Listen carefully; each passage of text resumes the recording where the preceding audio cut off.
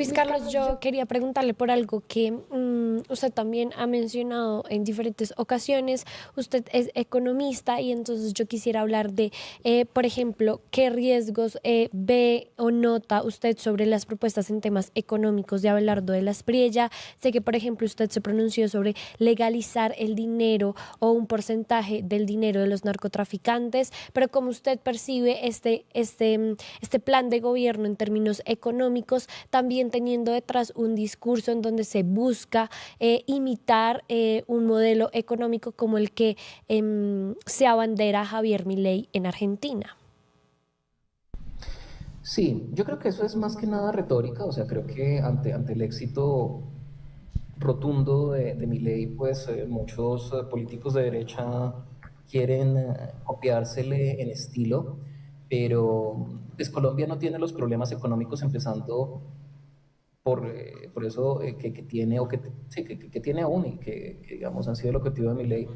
Colombia no tiene hiperinflación, Colombia eh, no tiene ese problema que ellos tienen de que el gobierno se ha venido financiando con gasto público y entonces traer soluciones tipo Milei a Colombia es un poco traer soluciones a problemas que no tenemos.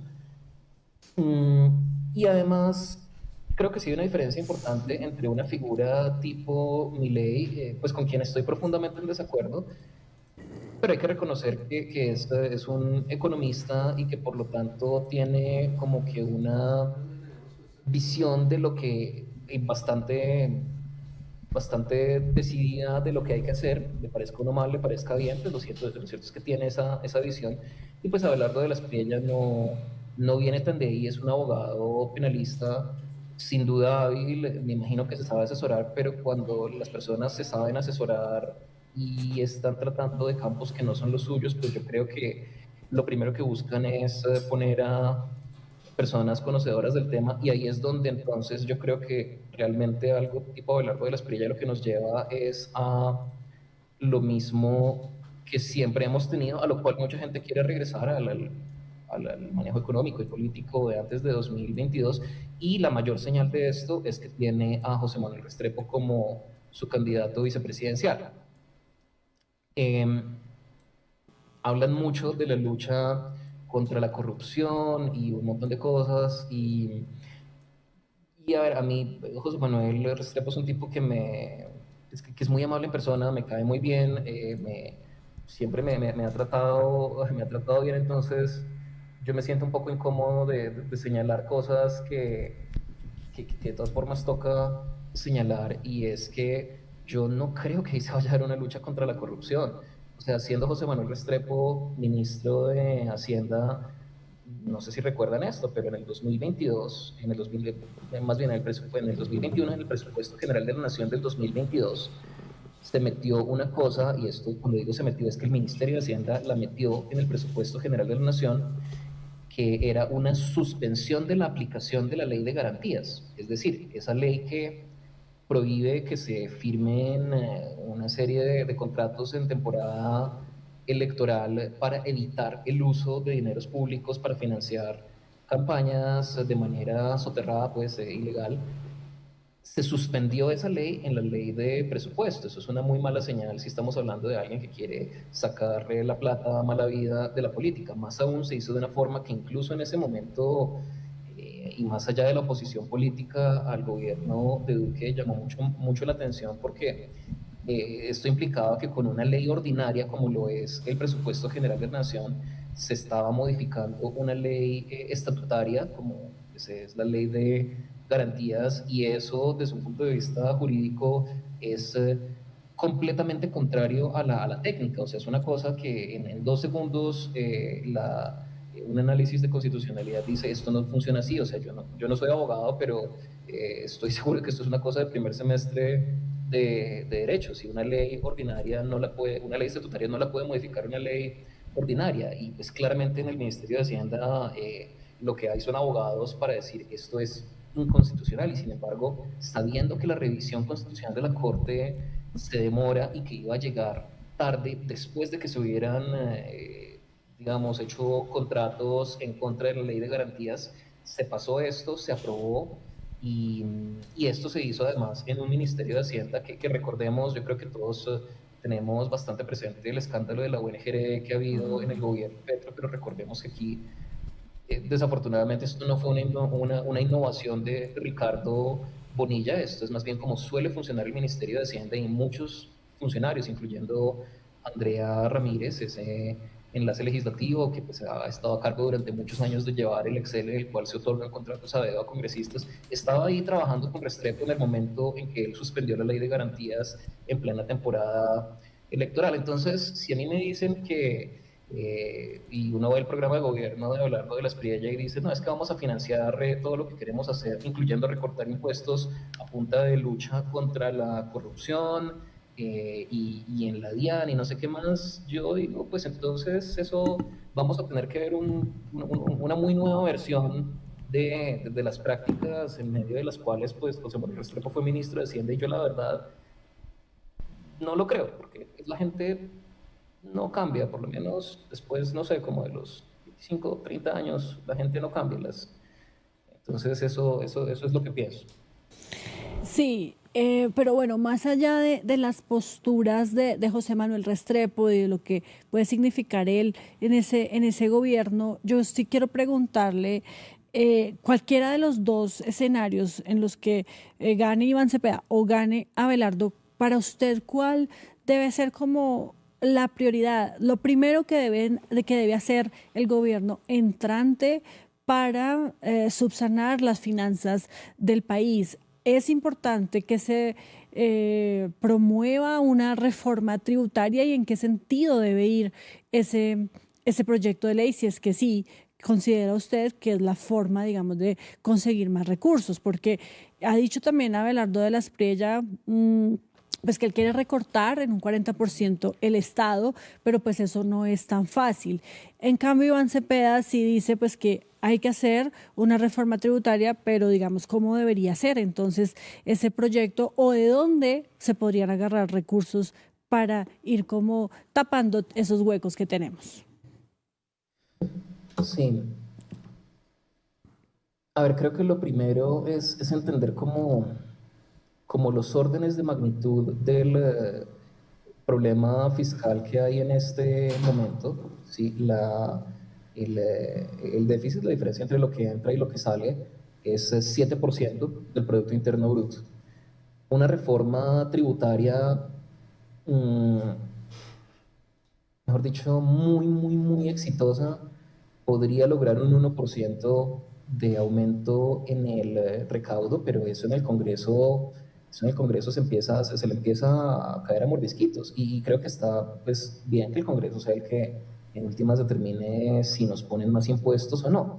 Y por otro lado, el, casi todas las cosas que uno podría hacer en una reforma tributaria para aumentar el recaudo ya se han venido intentando. De hecho, fue el mismo José Manuel Restrepo como ministro de Hacienda el que le subió la tarifa del impuesto de renta a las empresas del 30 al 35%. Creo que se volvió muy fácil creer de pronto por las orientaciones políticas de este gobierno que fue la reforma tributaria del 2022 que nosotros impulsamos en aquel entonces la que subió mucho los impuestos de las empresas, pero realmente, aparte de aumentos al sector financiero y al sector de hidrocarburos, básicamente no se subió ningún impuesto a las empresas. ¿Sí? Creo que hay que resaltar el tema de los impuestos saludables, que por cierto no fue iniciativa del gobierno Petro, sino de esa bancada, llamémosla de centro. Pero entonces no hay mucho más por donde subir. O sea, incluso si uno encontrara la reforma tributaria de la vida 1% del PIB y necesitamos resolver 7% del PIB. Entonces, ese problema, y esto hay, digamos, esto lo dicen todas las campañas presidenciales toda la vida y no es la excepción la de hablar de la espriella, y creo que en esto tienen razón, es hay que irse por el lado de reducir el recaudo que se pierde por evasión y contrabando, ¿sí? Y eso es muy fácil decirlo. Mm, pero claro, hay que tener los ojos ahí porque lo que se pierde por evasión y contrabando es más o menos 8% del PIB. ¿sí? Entonces, ¿qué hacemos nosotros poniéndonos a ver, uy, subamos un poquito el impuesto a la cerveza, no sé cuánto, y entonces subamos aquí una tarifa diferenciada a no sé quién, a no sé quiéncito? Esas cosas hay que hacerlas, el sistema tributario puede ser más justo, puede ser más progresivo, puede ser más eficiente, sobre todo, pero ahí no está, o sea, quedarse una quisquillosidades acerca de cómo de un 1% adicional de recaudo cuando se está perdiendo 8% por normas que ya existen y que no se aplican, pues lo que tenemos que hacer es ir detrás de ese 8%. Y eso lo hicimos en mi administración de la DIAN. ¿Y qué es lo primero que ocurre ahí? Que esto no es un problema de técnica numérica ni de hacer unas cuentas muy complicadas, sino que es un problema político. Apenas nosotros empezamos a enfrentarnos al contrabando, por ejemplo, rehusándonos a nombrar a fichas, como hablábamos de Roy Barreras al principio, como las que recomendaba Roy Barreras para la aduana de Buenaventura y la de Cali, que después aparecieron en investigaciones vinculadas con Papá Pitufo. Apenas ocurre eso, la resistencia por parte del Congreso, incluso por parte de aliados del gobierno, que han sido cooptados por el contrabando y la evasión y el lavado de activos, es muy grande. Y entonces cuando uno se pone a hacer eso muy en serio, muy metódicamente, lo sacan, como me sacaron a mí. Y mientras no cambiemos la manera de hacer política, o sea, permitir un poquito, que es mucha plata, de fichas del contrabando y de la evasión en la administración tributaria y aduanera en la DIAN, pues entonces esto va a seguir ocurriendo, ¿sí? Entonces estamos en una situación en la que no hay mucho de dónde subir sin generar unas tensiones bien difíciles de manejar. Hay que aumentar bastante los ingresos. Donde hay mucho es por el lado de la lucha contra la evasión y el contrabando, pero la oposición política de esto es absolutamente brutal. Entonces, es una situación complicada y es una situación de solución y de manejo más político que técnico, en el sentido de vamos a hacer los análisis. Y yo lo he hecho, yo llevo desde 2018, que fundamos el Observatorio Fiscal de la Universidad Javeriana. A eso nos dedicábamos, ¿no? A ver, uy, movamos esto del 3%, del 5%, a ver cuánto nos da adicional el recaudo, pero muy pronto uno se da cuenta de que el problema que hay de centro acá es político, y creo que hay que solucionarlo. ¿Cómo se soluciona? Bueno, si quieres podemos ahondar en eso, pero creo que esa lucha contra la evasión y el contrabando toca darla, pero es un reto político. Por otro lado, el presupuesto general de la nación, también por un problema político, sí gasta demasiado. ¿Por qué gasta demasiado? Porque para permitir, ni siquiera es por la plata que se roban, que sería chévere recuperarla, pero el problema es que para robar plata es indispensable que tengamos un presupuesto opaco, ¿sí? Si tuviéramos un rubro que dijera coimas para congresistas de aquí tanto, pues esa vaina obviamente no es presentable.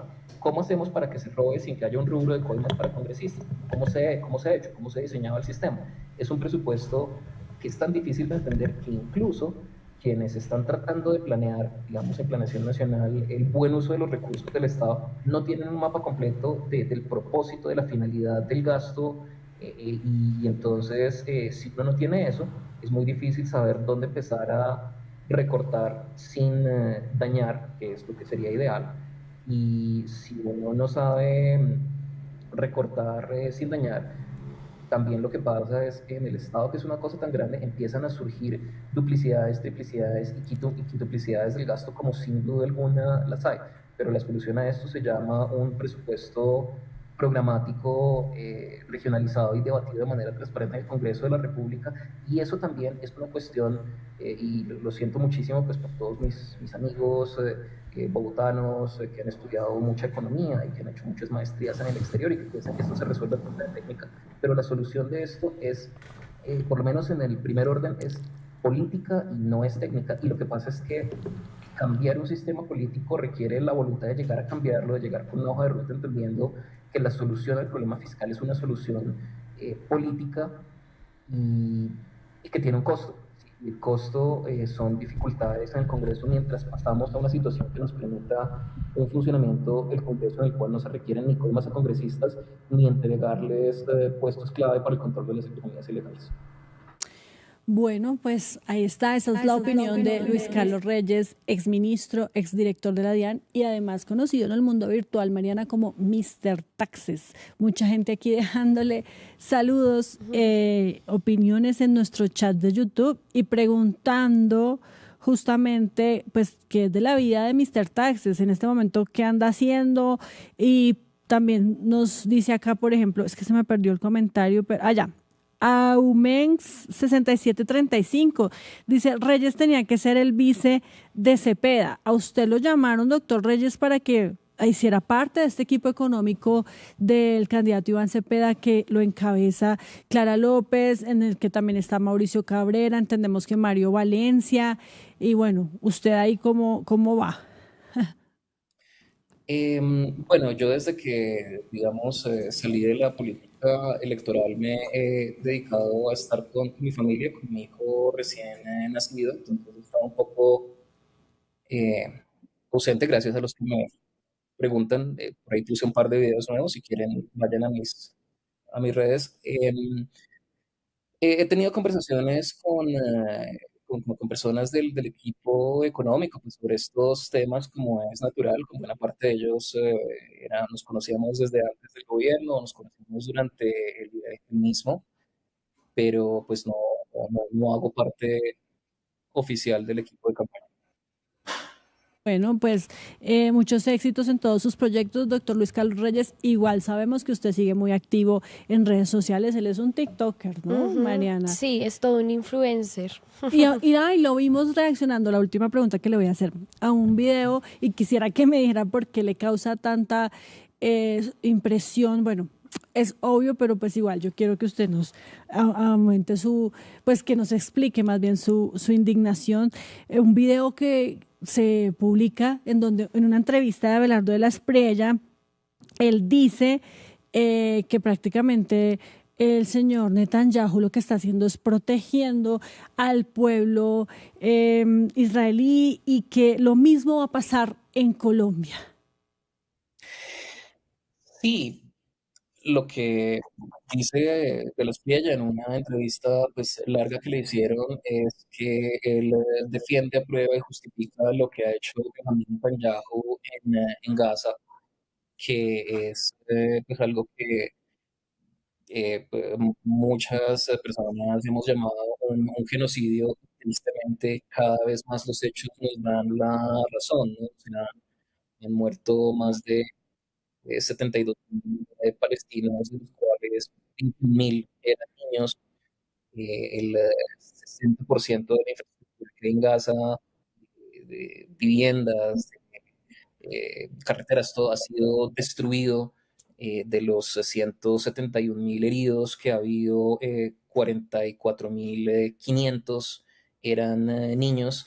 Y pues esto es algo que cualquier persona que haya estado siguiendo el conflicto sabe, y cuando lo dice Abelardo de la Espriella, pues estas son, o sea, ¿qué es lo que está haciendo aquí en Netanyahu? Estas prácticas genocidas tristemente en Colombia no nos son ajenas, y precisamente los mismos clientes de Abelardo de la Espriella, que incluyeron jefes paramilitares, fueron los que hicieron este tipo de cosas. Y si uno ve en Colombia, pues vemos cifras parecidas de desplazamiento, de muertes de población civil, y el mismo Abelardo de la Espriella, siendo abogado de ellos, dijo cosas como que ellos estaban haciendo lo que tocaba hacer, que los entendía, que si él hubiera estado en la situación de ellos, él mismo se habría puesto el uniforme y las botas, y citándolo textualmente, él habría sido paraco. Entonces, cuando hay algunas personas que dicen estas cosas por desconocimiento, sí, o sea, pero cuando un candidato presidencial nos lo está diciendo con todo el conocimiento de causa, creo que debemos tomárnoslo muy en serio, y tenemos que tomar una